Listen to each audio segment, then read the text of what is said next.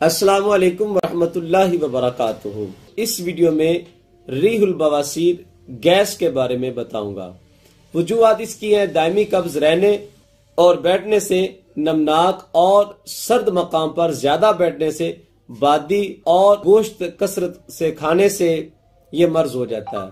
بعض اوقات کثرت شراب خوری سے جگر کا فعل سست ہو کر یا دیگر امراض جگر کی وجہ سے اور صورتوں میں حمل کے ایام بھی یہ شکایت پیدا ہو جاتی ہے۔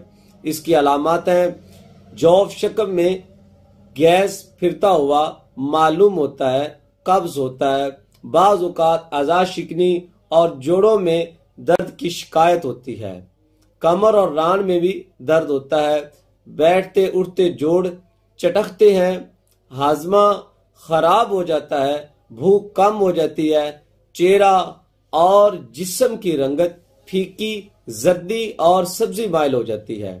اس کا علاج نوٹ فرما لیں: کالی زیری، اجوائن، دیسی پودینہ، خشک حلیلہ زرد، بھنگ، زیرہ سفید، گگل بھینسیا، ہم وزن باریک کر کے صفو بنا کر محفوظ رکھیں۔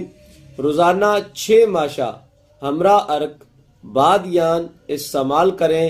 انشاءاللہ العزیز اللہ کے فضل و کرم سے ریح البواسیر، بادی بواسیر ختم ہو جائے گی۔ اگر یہ بھائی کوئی دوا نہیں بنا سکتا تو ہمارے دواخانہ سے یہ دوا بنی بنائی منگوا سکتے ہیں۔ دعاؤں میں یاد رکھیے گا۔ اللہ حافظ۔